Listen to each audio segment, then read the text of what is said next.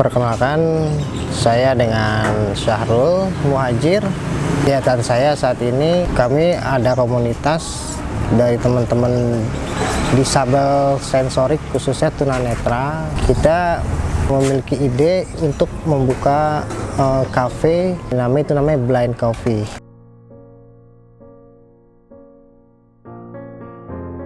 Saya dulu 6 tahun kerja di bank sebagai telemarketing. Saya baru dari 2007. Wah, kalau dibilang transisinya itu bener-bener, ya awalnya sih nggak nerima ya.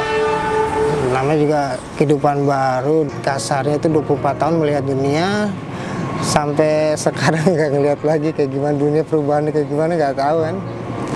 Ya alhamdulillah sih masih ingat muka-muka orang tua, saudara, sama wajah sendiri masih ingat gitu ya, sama bentuk-bentuk yang lain. Saya itu sampai 2011 nggak keluar rumah itu, 4 tahun. Paling keluar cuman kalau ada yang datang ke rumah aja gitu, kondangan keluarga tuh, ke kondangan temen juga nggak mau datang. Pas 2011 itu kakak saya itu mungkin lihat di medsos atau di informasi berita gitu ya, katanya kalau di sana sudah bersertifikat tentang komputer tunanetra, nanti bisa disalurkan untuk kerja-kerja di bagian bank ataupun call center gitu. Nah 2011 itu baru percaya diri timbul lagi, karena ternyata yang nasib seperti saya itu sama banyak.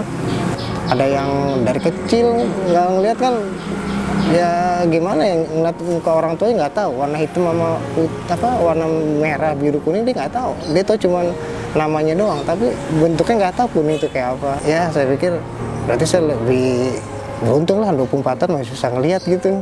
Itu jadi saya lebih percaya diri, apalagi pas di sana ternyata ada yang kerja di bank, ada yang jadi guru, ada yang jadi PNS.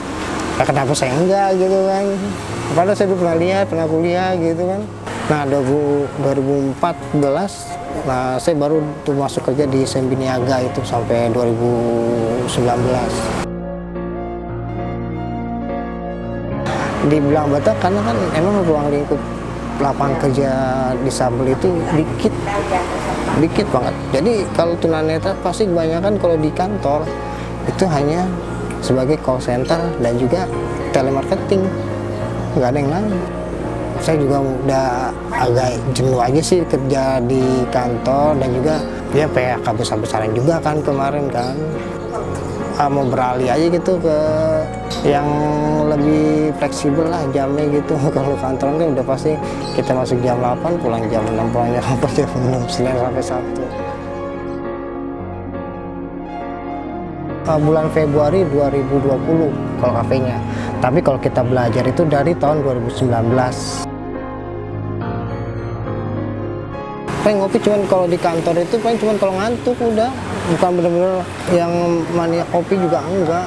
Nah setelah saya tahu ternyata cara pembuatannya itu ternyata sesulit ini, tapi kita minum hanya sekitar 10 menit 15 menit selesai gitu. Ternyata prosesnya itu yang saya lebih suka gitu. Kenapa kok nggak tunanetra itu bisa ngelakuin ini? Karena kan semua yang kita lakuin juga nggak pakai mata gitu, diraba aja. Kenapa enggak gitu? Ada salah satu komunitas itu namanya Fancy, semacam volunteer untuk teman-teman tunanetra, dan dia mendapatkan salah satu instruktur atau mentor untuk lebih mendalami kopi. Tadi sekitar 10 atau 12 orang tuh yang daftar gitu. Pas kita belajar, ternyata yang konsentrasi atau yang serius itu hanya 4 orang. Nah, dan kita alhamdulillah masih bertahan sampai saat ini. Kendalanya kan awal di budget atau dana gitu ya. Ya, jadi kami teman-teman tunanetra membuat event dahulu, atau kita bikin bazar, kita bikin kayak semacam pengenalan tentang tunanetra untuk membuka stand-stand. Nah, kita cari donasi. Nah, di situ nanti setelah kita kumpulkan donasinya, baru kita bangun untuk cari lokasi yang pas lah buat kita, buat aksesibilitasnya gitu. Milik rumah ini namanya Eyang Didi dan juga Eyang Sri. Nah itu mereka memang familiar sekali sama kita, memberikan lahan parkirnya itu atau terasnya untuk diubah untuk menjadi kafe. Teman-teman tunanetra itu kan dikenal lebih identik itu seperti masjid ataupun pedagang. Nah kita jadi mencari untuk seperti terobosan baru, apa ini yang bisa kita lakuin. Ya kita harus bisa bersaing aja sih sama teman-teman ataupun dengan kafe-kafe yang sudah kekinian gitu ya. Kan kebanyakan kalau di kafe-kafe kekinian itu kan semua pada pakai mesin. Nah kalau kita ini semua dengan manual. Paling yang mesin itu hanya mesin gilingnya aja udah. Jadi tantangan kita ya kenapa enggak? Kita pasti bisa lah menyamaratakan lah kita itu sama gitu. Awalnya itu kita launching itu bulan Maret. Nah itu pas di daerah Tangsel itu sudah diumumin untuk PSBB secara besar-besaran kan itu. Terus juga bahan-bahan kan sudah dibeli semuanya. Yaudah kita open untuk di weekend aja dulu, Sabtu dan Minggu, sampai berapa bulan ke depannya gitu. Sempet pas puasa tahun kemarin tuh sempet close. Kalau dibilang penurunannya itu ya lumayan besar sih, hampir 70%-an lah. Pemasukan itu kan tergantung yang benar-benar pengen tahu mengenali kita aja gitu, dan juga banyakkan undangan gitu.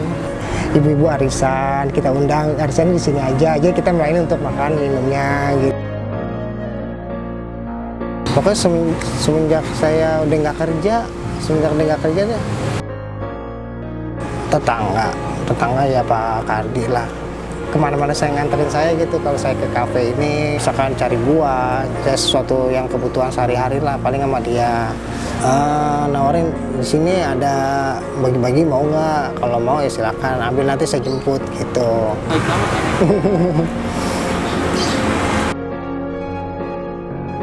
Ya, ini pasti sangat bermanfaat sekali lah, apalagi pada saat pandemik begini. Itu kan ya kalau untuk makan itu kan apalagi sudah jadi, itu kan sangat dibutuhkan banget. Karena kan kita kan nggak tahu gitu apa, untuk pemasukan kita juga nggak stabil, nggak kayak dulu.